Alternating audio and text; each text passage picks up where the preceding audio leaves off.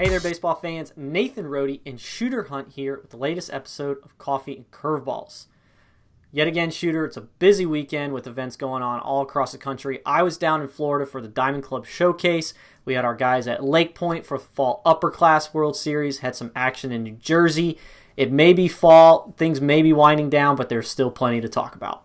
Yeah, all over. You're talking the Mid-Atlantic as well. We had a tournament going on at Virginia Tech, down in Carolina. There was stuff all over the country to watch out for, including some 2020 uncommitted seniors in California. Excellent. So let's take a look at some stuff from the Florida Diamond Club Showcase where I was at Tigertown in Lakeland to start off. Colby Halter, fresh off of a silver medal run with Team USA, and the dude just hasn't stopped hitting, and that's all he does. He just sits there and rakes. He was 3 for 4 with a triple and double in his first game. Triple was a first at bat, change up away, just went with it. And then he hooks a double down the right field line. Then he goes back up the middle for a single. Comes back the next day, had another base hit. The dude is just so balanced in the box, finds the barrel time and time again. Yeah, and he's doing this against real pitching. I mean, he did it in the Worlds over in Asia, and then doing it again in Florida, where, hey, you're not facing any slacks in Florida ever. So to do it there in front of some big scouts, that could help his draft status. Yeah, it certainly could. So big-time left-handed hitter there for Colby Halter. One of the big standouts for me was Camden Manassi. He was one of those guys that really helped himself this weekend. Colby Halter obviously was a no-name, Team USA, just basically doing his thing, and everybody knows him. But Camden Manassi really kind of stepped up and looked pretty good. Was sitting mostly 89 to 91, but then started bumping 92, 93 in his second inning.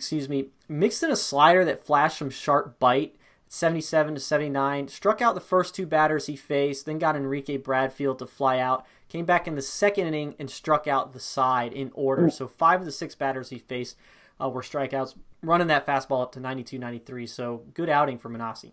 Yeah, the Wake Forest recruit. I mean, the last year, a lot of the guys in Florida, they're well known in that 2020 class at the top. Manassi's continued to make those jumps, especially over the last year, and really elevated himself into the talks of those top rounds just with his profile. But as a Wake recruit, probably going to be a tough sign with a good school like that. But, you know, and a good spring from him, having a lot of eyes on him in the state of Florida, he could jump. Yeah, that'd be a good get if the Demon Deacons can get him on campus and get him into that pitching lab that they've got. But Jackson Miller also stood out on the weekend, was 3 for 7 with a double and 3 RBIs. He's got static hands at the plate and uphill path, but he just finds the barrel consistently. Even his outs were loud. He's a big, strong guy from the left side, so definitely a good weekend for Jackson Miller. Yeah, I mean, Wake Forest putting together a nice 20 class. They got good 21 coming in as well, so good for the Demon Deacons. Indeed. In Georgia at Lake Point, we had the Fall Upper Class World Series where Team Elite Black won the championship there. Loaded team up and down. If you look at that roster, it's just draft prospect after draft prospect.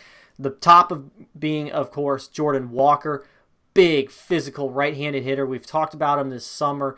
He's a guy that you and I like, and he just absolutely went off. He had a big, I think it was Friday or Saturday night, with multiple hits, including a 105-mile-an-hour exit velo on a home run that was just absolutely blasted. You wouldn't know it by the crowd, though. I got to put the fans there on blast because you could hear a pin drop, and kind of at the end there was a little bit of a slow clap, but come on, people. Like, that was a big-time bomb.